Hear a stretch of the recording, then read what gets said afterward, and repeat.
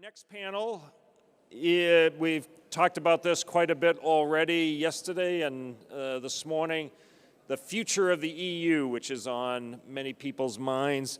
And our moderator is Isabelle Lasserre from the Figaro. Isabelle, thank you.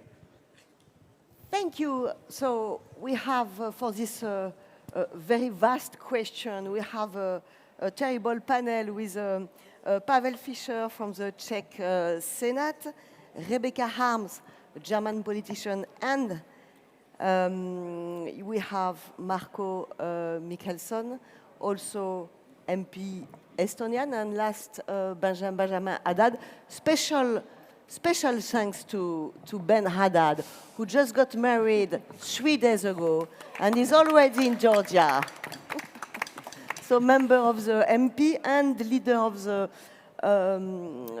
friendship group between France and Ukraine. Maybe I'll start with you, Ben, with a kind of a news story. I'll be abrupt. What happens for the future of Europe is Donald Trump is reelected in 2024? Yes. Thank you. First, it's great to be back in Georgia, and thanks to the organizers. And I have to say, I really admire this set right here. I love it.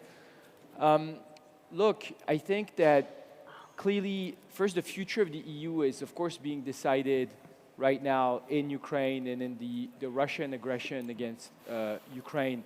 And I think we've seen this progressive and too slow for many of us, but still very real shift in the mindsets of Europeans and a lot of European leaders, starting in France, about the need for Europeans to take more ownership for their own security, for the peace and stability on their continent, and give Ukrainians the means to defend their security and their freedom against Russian aggression. And it's interesting that you're adding the US element to this, of course, because I would say that in the last 2 years, we've seen NATO go back to the center stage and be fully at the core of European security. The Biden administration, I think, doing a terrific job in coordinating the transatlantic response and supporting Ukraine. We've seen very strong alignment. I know a lot of us here would like for it to go faster, quicker, more in a more ambitious way. But if you had told some of us on February 24th, 25th last year that a year and a half later we'd still be here, we'd still be aligned, Europeans and Americans, and we'd still be looking for ways to better help Ukraine defend itself, I think maybe a lot of us would have been pessimistic about that and would have not believed that we'd be in that position. But it's clear that, and we were talking with some of the other colleagues who were here yesterday evening about this, it's clear that we have a major election coming next year in the US with President Trump and President Biden, former President Trump, neck and neck in the polls. I think there was a lot of denial. I was in the United States at the time in 2015, 2016 about the possibility of a Trump election. And I hope that we won't make the same mistake twice. I'm a little worried that we're making the same mistake and that we're thinking that last time was an accident in history, but this time there's no way it can happen after January 6th, after everything. But when you look at the polls, it's actually very close. And that would have major consequences, I think, both for US leadership, but also for Europe and the transatlantic relationship. And I think What consequences? I think first, I do think that the president would be probably radicalized and vindicated in some of his worst intuitions about NATO, about the EU not being a partner and ally, but a foe of the United States, about trade protectionism and nationalism, about maybe Ukraine and the consequences it could have in terms of protection. And the conclusion we need to draw from this as Europeans is not to throw away the transatlantic relationship, but is give ourselves the means to be able to continue what we're doing, for example, for Ukraine, by increasing our defense budgets, by being much more assertive in our own neighborhood, by pushing for enlargements. I come from France. I was elected to the French Parliament last year, and I think we've seen an incredible shift in France about EU enlargement. France was historically very reluctant towards EU enlargement because the idea was, first you need to reform, you need to integrate the EU, and then maybe afterwards you need to enlarge. And now I think there's a sense that both need to go hand in hand, and that enlargement helps stabilize the EU geopolitically. It helps us be competitive here, or in Ukraine, or in Moldova, where we've seen Russian influence, Chinese influence in the Western Balkans. I was in the Western Balkans in the summer of 2021, and the EU had been extraordinarily successful in deploying a vaccination program, a common vaccination program at the 27 level, and then you go to the Balkans and you see Chinese vaccines that are distributed through Serbia. That was a huge failure, I think, for us. Well, they don't work the same way. So. No, they don't work the same way for sure. And so it was a failure for geopolitics and for science. And so I think we need to be more assertive. And clearly, if we get closer to a time where maybe U.S. leadership become wobbly, and we see, despite Trump or not, there's going to be a shift towards Asia and the strategic rivalry with China, which is the preeminent priority, I think, in the U.S., left and right. I think it calls on us to be much more ambitious in our neighborhood. We're seeing some of that since last year, but I think we need to be, I think, even more ambitious than we've been so far. I would be tempted to ask the same question to Marko and Pavel. And my question would be, since the war in Ukraine, which gave reason, of course, we all know that, to all the ex-communist countries, the balance of power have moved to the east of the continent. I would ask to both of you, is it a good news? Is it sustainable, the long time?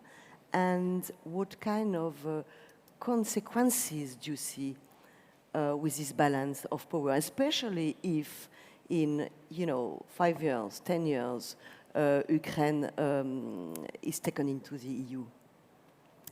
So, Pavel first. Thank you very much, Isabelle, for inviting me here. Balance of power shifting to the east of Europe or to the center of Europe, maybe. Maybe we see from our viewpoint, and I speak on behalf of Czech senator, that many of concerns that we have voiced for many, many years, at the end of the day today are heard.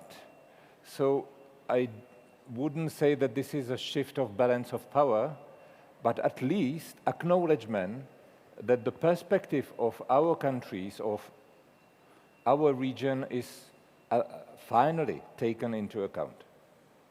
But do you see it, concretely, how do you see it? How do you feel it? How do you observe it, for example? Is this a recognition, has a real force in the EU institutions in Brussels, for example, and is it going to expand and, I hope that it will be going to expand in the future.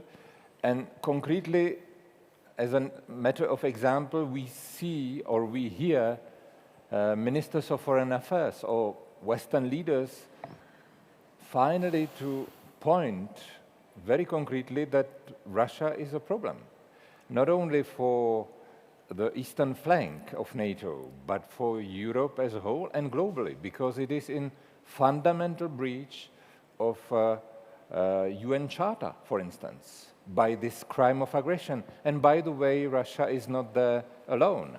There is a sympathy of a coalition of states.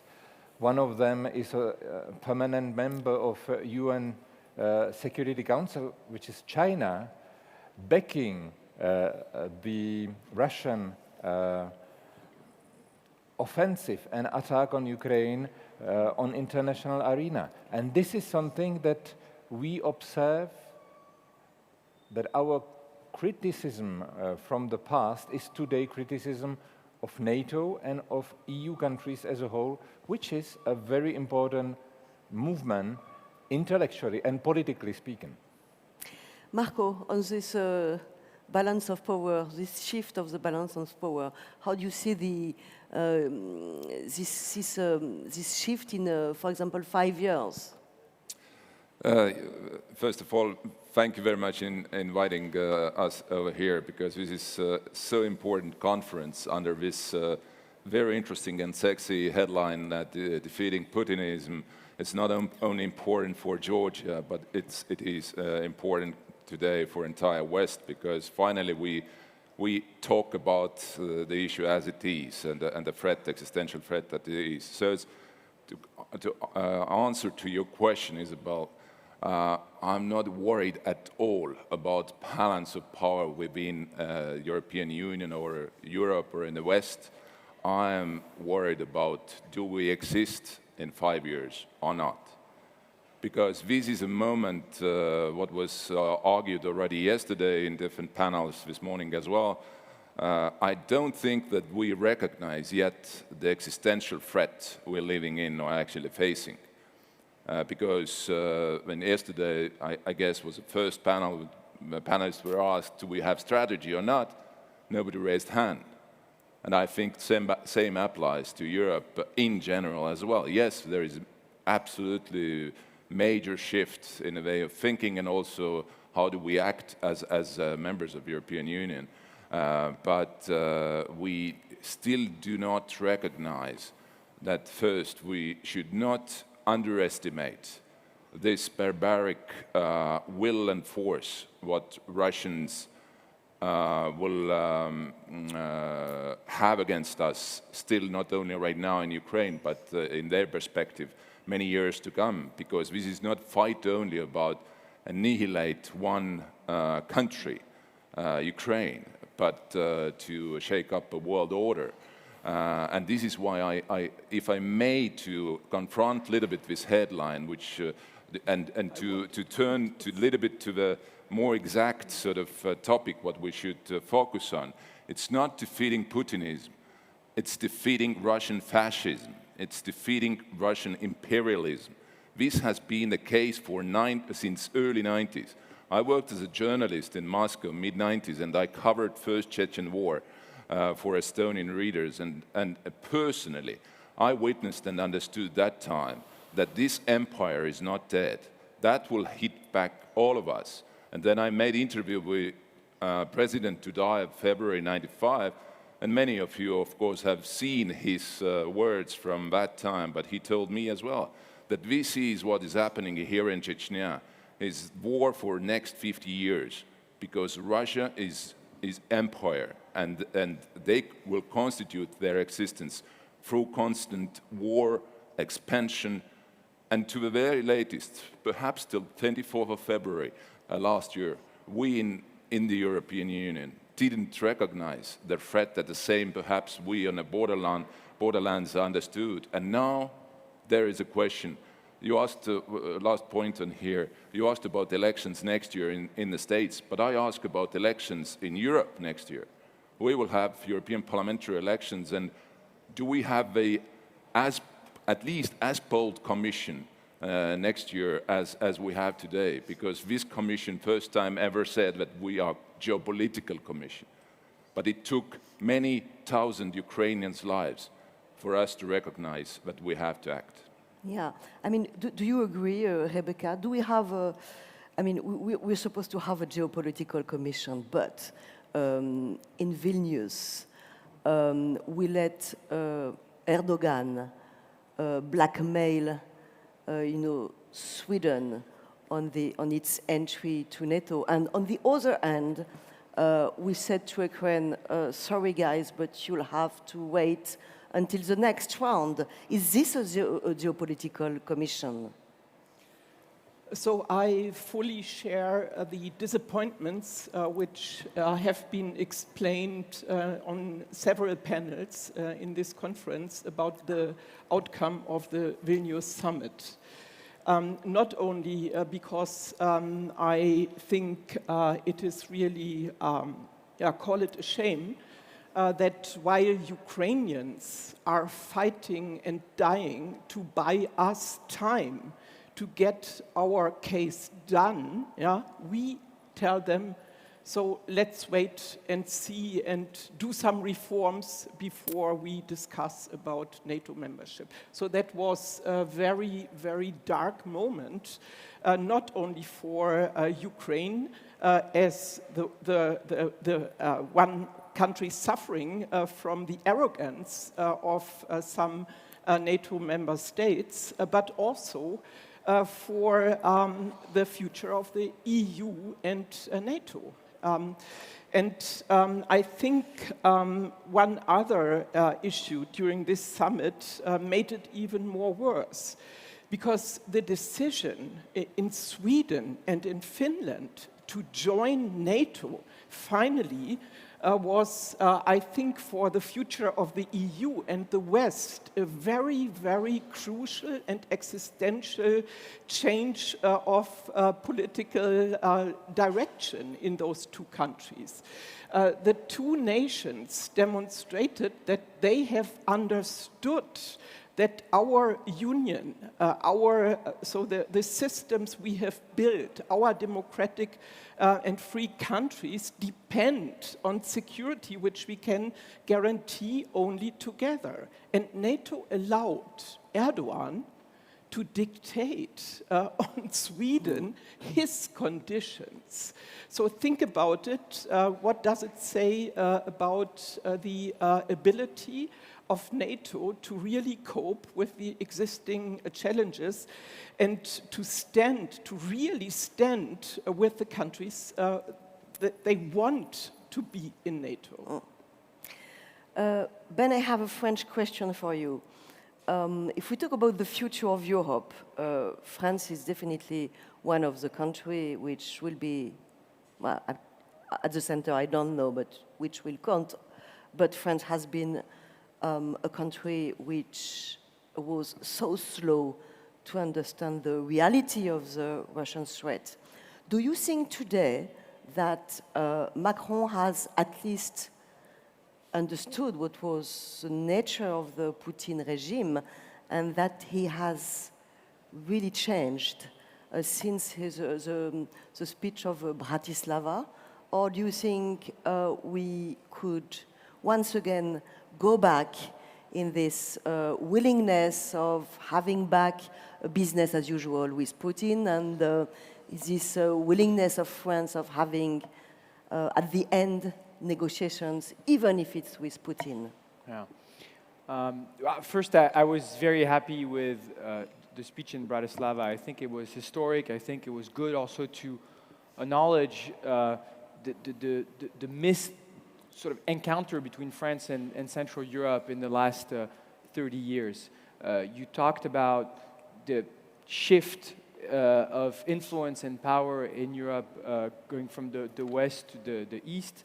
And I think that's very positive. I think it's very positive that countries that have been warning France, Germany, and others about the threat coming from Russia now are in the driver's seat when it comes to, they have been so brave when it comes to supporting Ukraine, sending weapons, visiting Ukraine in the first place, you know, at the beginning of the war, and they've built a lot of the political momentum for where Europe is going.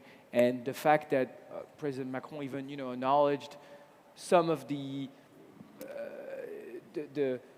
famous quotes from Chirac, for example, when we said you missed an opportunity to shut up, and instead we missed an opportunity to listen. I think that was quite powerful. But it comes also with something much deeper, I think, which is that if we want to build a more sovereign Europe, in terms of a Europe that's able to defend its own security, its trade interests, that's able to be an actor on the world stage, not just a theater of great power rivalries, of the US-China rivalry, of Russian aggression on our Eastern Front, then we French, need to make the case that it will also protect our partners against Russia. And I think that's something that we had not been very good at for a very long time. That clearly the first test for European security and European sovereignty is in Ukraine. And this is why I think there's been this shift in terms of enlargement for the Western Balkans, for Ukraine, for Moldova. And I hope tomorrow, if we get in a better political momentum for Georgia, as well, because I think Georgia's place is also in the European family, and that's the path to stability, and also for Ukraine into NATO. For a long time, after Bucharest, there was this sense that bringing Ukraine into NATO, Ukraine and Georgia for that matter, could be seen as a provocation for Russia. What happened in the meantime? Russia attacked Georgia, then Ukraine. Not inviting these countries into NATO was seen as a provocation and an invitation for Russia for aggression. And I think there's been an awakening for this, that the best way to bring peace and stability is to do it by bringing these countries into NATO. And this is not incompatible at all with building the security of Europe, because as Rebecca just mentioned, we also have some questions about NATO's functioning and Turkey's role in it, for instance. And so I think the two have to go hand in hand. So yes, I think there's a deeper shift. I think there can be no going back to normal with the Putin regime as it is today. France was actually targeted also, if we think about Wagner influence operations in Africa.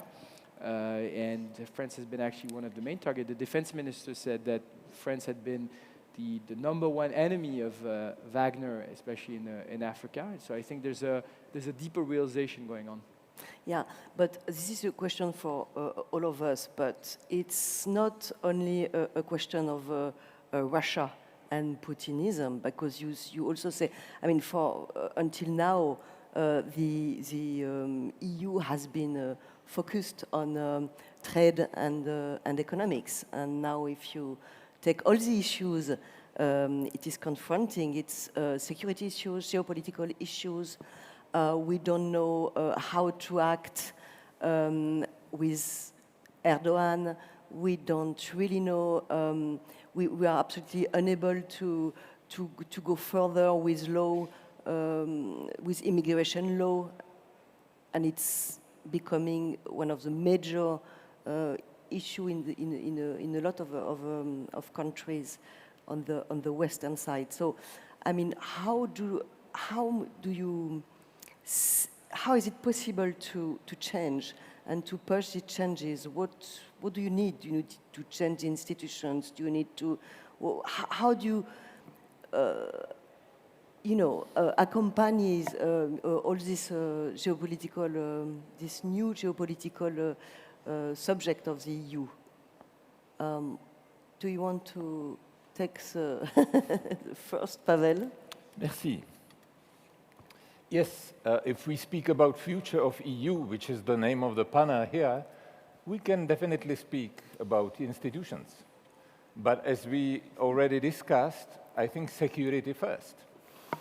And security, it means addressing the causes of the war in Ukraine, and addressing the threat of Russia, and addressing the threat of China. Because as you spoke about, yes, free trading with everyone was one of the mantras of European Union and European integration. But free marketing with dictatorial regime, whose aim is to undermine your proper sovereignty and your institutions and the rule of law and the rule of the games globally, is extremely dangerous. I speak to our friends in Georgia who just recently signed strategic cooperation with China. Certainly you had the time, but I recall you that if you read the Chinese Communist Party documentation, the rules of the game, you have to forget about the president, because there is Secretary General. The president is elected for a while, their Secretary General is forever. You have to forget about state, because there is Communist Party in China who decides. You have to forget about laws and constitution, because there is standing committee and its declarations of political guidance. And this is extremely dangerous. One of the last places that we can speak out because we are covered by immunity are parliaments. And we parliamentarians, because we have immunity, we can speak out about this danger. So your list is not complete. And Yeah. as far as European Union doesn't address the danger globally China poses Sure. to us in Africa or in other issues, in strategic dependencies, then we are just blind. Add to this our need to have energy, resources for us, or strategic autonomy, and we are obliged to cooperate with like-minded globally. This is the reason why this conference is so important. We can speak about transatlantic cooperation, and we can share our concerns and discover that we have allies in Indo-Pacific, because the threat of China is of utmost importance. So yes, but your list was not complete. No, I mean, it was so obvious that I didn't mention it. Marko, on this take. Yeah, I like all these discussions about institutions. You can really kind of be trapped there and nobody understands what you say. But I think what is the most important when it comes to the future of the European Union is the political will to build ever stronger, not only economic union, but also political union. In a way, because we don't have any other choice. We are, time to time, we are very kind of unhappy that, yes, we are not, as Benjamin also mentioned, we are not kind of on a first stage and an independent actor as there is China or the United States or so. But, you know, even the most populous country in Germany, in the European Union, Germany, you have less people in Germany than members of Communist Party of China. So obviously we are locked together by those major strategic challenges we have. China, first and foremost, but also Russia, they trying to shake up a world order, and primarily China, obviously. And I understand that we are still far away as European Union, as members of European Union, to understand same way the threat of China as we do at the moment. I understand threat of Russia.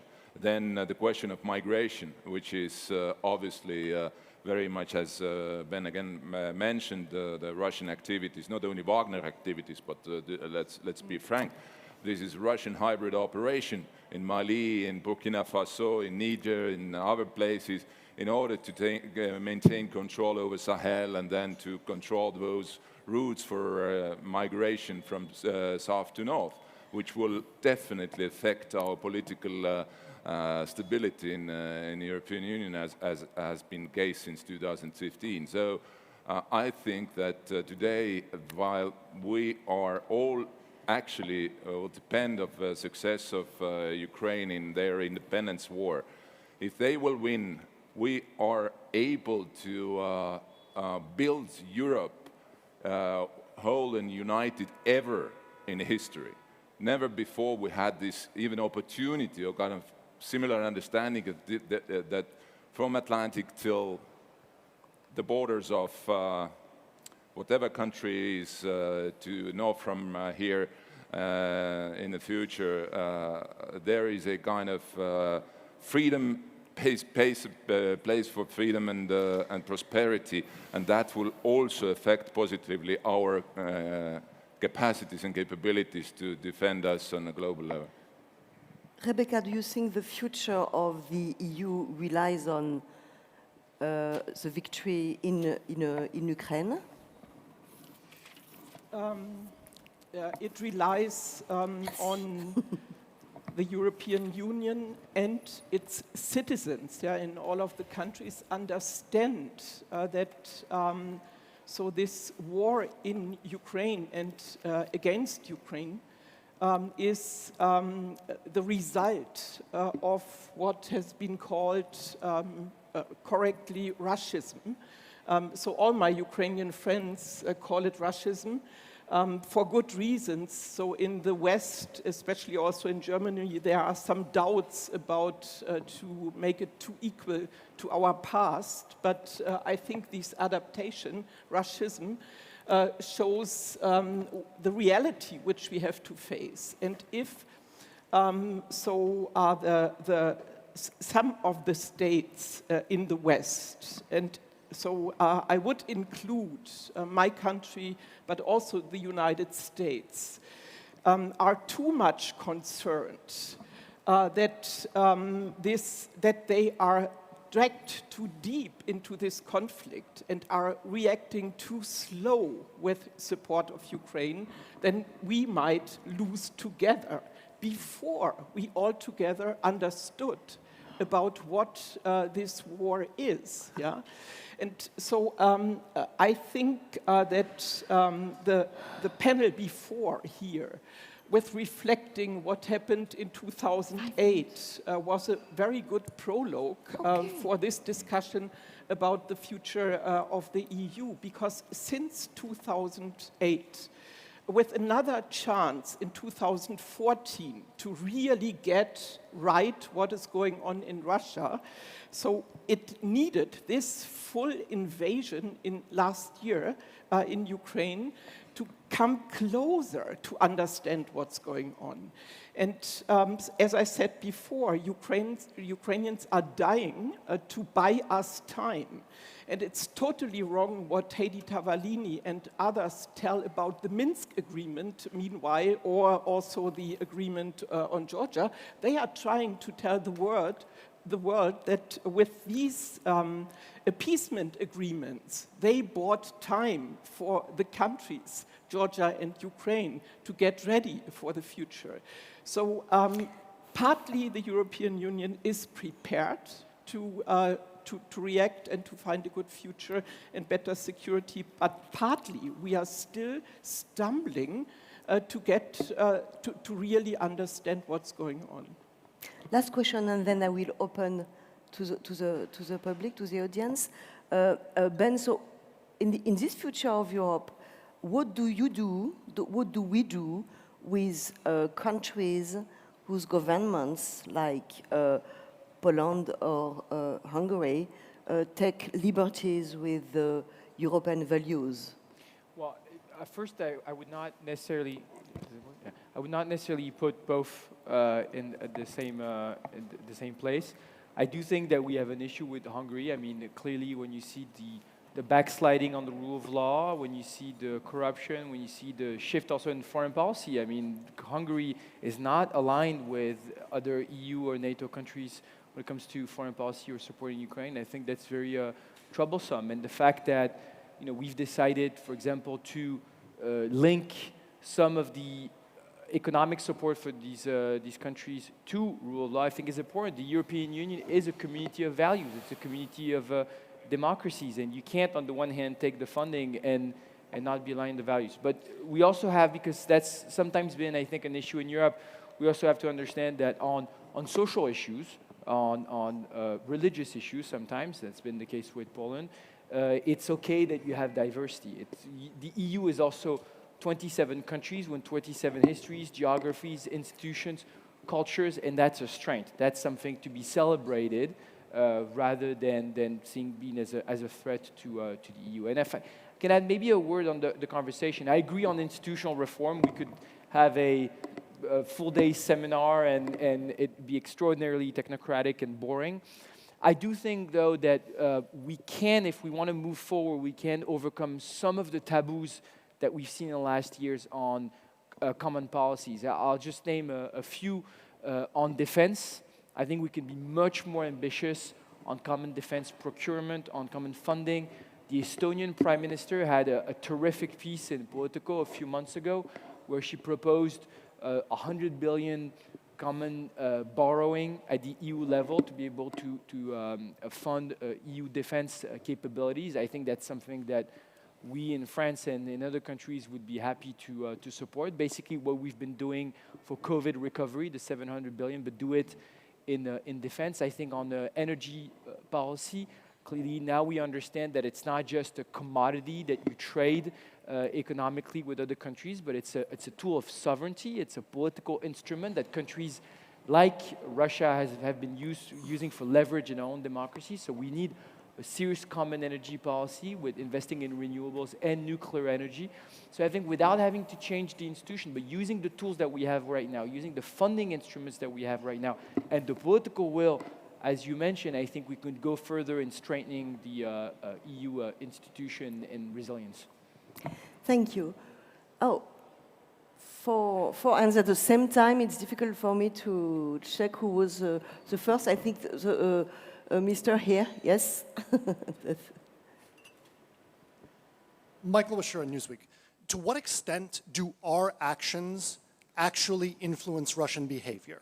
In the run-up to February 24th, the Biden administration, with the United States' European partners, was very publicly organizing a sanctions campaign, was very publicly shipping weapons to Ukraine. Domestic Russian propaganda was showing this and portraying it as a Western plot to isolate Russia and to foment war with Russia, to attack Russia. To what extent do our actions actually impact Russian behavior? Who wants to take this question? Rebecca.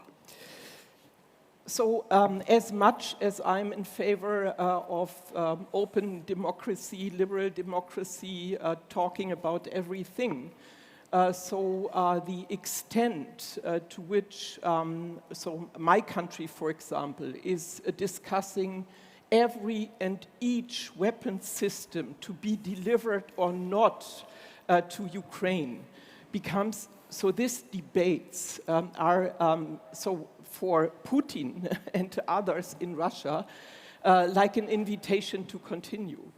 All these discussions show that those who are concerned that our pace of delivery to Ukraine, weapons delivery to Ukraine, is by far too slow. So it became better, but it is too slow. And as somebody who frequently travels to Ukraine also during the war, I sometimes find it, meanwhile, burdensome to listen to German or Western colleagues saying Ukrainians are fighting for us, while we still refuse to give them everything what they need for victory. And behind this is, and so I think that's something what in the West has still, as I started, has to be understood. The West has to stand with the Ukrainians to the highest extent which is possible. And this stepwise approach in support is really like a stepwise support for Putin. So all the concerns which are raised are again and again demonstrating that we give Ukraine some of the weapons they are asking for, but we will always stop if we fear that Russia use this as a proof that we are part of the war.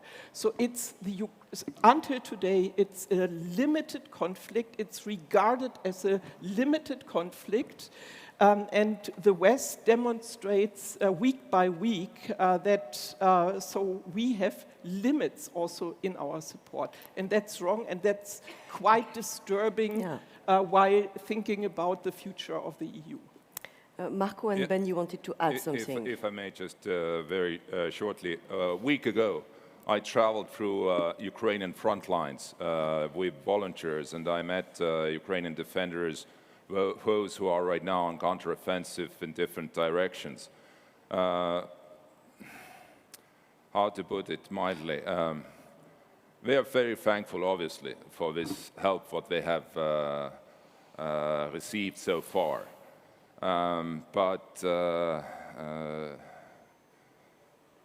And they told me everywhere that their spirit is high. They will fight because they fight for their own country and for their own families and for their own future. And obviously they understand they fight for us as well. But they repeat it everywhere. Please send us weapons. Don't just exercise on us the different kind of weaponry or kind of train on us different kind of weaponry.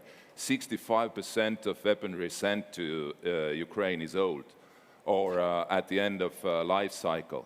and lack of ammunition is still critical on front lines. So if we are eager to see those breakthroughs on counteroffensive, then we have to first and foremost blame ourselves.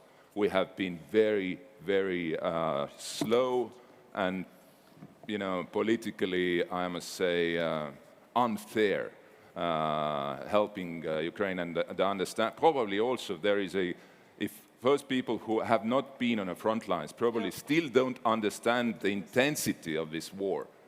They think that probably somewhere in the boonies, something happening, but we live in Europe in peace. This war will come. The first question of one commander on the Eastern Front near Bakhmut was to me, "Are you ready for war?" And then we started to talk about what's happening on the front lines. Ben, you wanted to add something, maybe about French planes? Yes.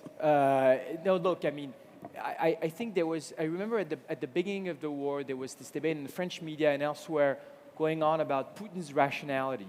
Has he gone crazy? Is he sick? Is he dying? And of course he was playing into this because wanted to make us believe that there was a risk of nuclear escalation. I see no evidence that he's become crazy or irrational. He miscalculated, but basically he thought Ukrainians would not resist. He overestimated his own army. He underestimated our own capacity to resist. But he still believes that at some point we're going to lose focus. We're going to divide, and we're not going to be there in the long run. And this is why, the continuing weapons deliveries and ramping up with F-16s, with jets from all over Europe, giving a clear path to Ukraine into NATO is a way to show that we're in the long run. And so, yes, we can influence Russia because it's a rational actor. It's about relations of power and force. It's about showing our resolve in the long run. It's about giving Ukrainians all the capabilities they need to be able to resist. I've seen Ziggy Mantas from the Lithuanian Parliament.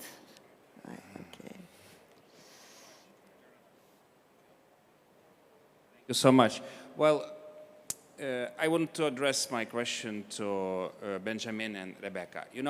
Pavel, Marko, me, we are usual suspects. We've been crying and shouting in for decades. Nobody was listening. So now when we speak Washington NATO summit, after Benjamin, what you said and what we heard from your president in Globsec, can France and Germany lead the coalition of leaders that speaks with President Biden and tries to convey the truth you just said, that non-invitation of NATO provokes wars and aggression? So first of all, I think that this German-French duo or axe is from the past. And so to discuss the future of EU and the transatlantic alliance, it is not sufficient to only base decisions on what is decided in Berlin and in Paris. To understand Russia and Putin's Russia, not only Putin's Russia, but Russian colonialism and imperialism, the West, the old Europe, has to understand the experience of the East in the Union. So far, it is not really understood. So also internally, there are lessons to be learned. For example, that in 2004, the countries joining the EU, they did not only join because of our famous common market, but they joined the EU to find security against Russian imperialism, not only Soviet imperialism, but Russian imperialism. And so France and Germany, until today, by majority, have not got this lesson. And so therefore, without leadership or inclusion of our Eastern European member states into the decision-making process in Paris and in Berlin on the same level playing field, we will not come to good conclusions facing the Ukrainian war. Benjamin? I strongly agree with that. I think that for obvious historical reasons, the relationship with Germany for us is core, it's key. But for too long, it's been an investment sometimes at the expense of other relationships, and especially for France, I think at the expense of Central Europe. Milan Kundera died a few months ago. He was very popular in France. He was French. And it's interesting because when he was alive, of course, his novels were more prominent in France, but when he died, because of the context of the war, a lot of people talked about it. A beautiful essay he wrote in the 80s called The Kidnapped West, where he talked about Central Europe being the cultural, historical core of Europe and this kidnapped West. And it's good that so many people in France, it was republished in France, I think, last year, and so many people in France have read it or reread it, and I think now we're finally starting to get a sort of sense of empathy towards the region and what it's going through and integrate in our own vision of Europe, but it's taking a long time. Mr. Just in the middle. Giga Lemon-Java Political Party DROA. In his recent statement at Bled Security Forum, President Michel mentioned that the war in Europe on Ukrainian soil made it clear and showed that democracy and peace cannot be taken for granted. I'm afraid that not all the leaders in the EU countries share this idea, unfortunately. And I also believe that the participation of the leaders in the decision-making process related to the enlargement of the European Union can significantly harm the interests of the EU itself. We have already seen the process of a change of the way the EU foreign and security policy decisions are made. So my question is, how do you think it could be possible the leaders who continue flirting with the Kremlin not to harm the EU enlargement process, not to damage the interests of the EU on the one hand and the interests of the countries who wish to join on another? And could more supranationalism be the way out? Thank you. Who wants to take that? Marko. Yeah, I think that we have to somehow end up with, on a positive note, that actually those politicians who flirt with Russians nowadays, you can count on one hand fingers right now. 2 years ago, we had many more who thought that dialogue with this kind of leadership in Russia is something that could produce lasting peace or secure lasting peace in Europe. Today, even at this panel, you see that we are actually united and strongly united. And my experience as politician in Estonia, since we became members of the EU in 2004, we are today much better off than even a few years ago, not to talk about 2008 on Georgia. So I'm more than sure that those challenges we have and existential challenges will keep us united, and those single voices won't matter end of the day. Okay, well, you are more optimistic than at the beginning. So thank you very much. We don't have time anymore to take another question. Thank you very much. Thank you very much. Isabelle, thank you very much for moderating.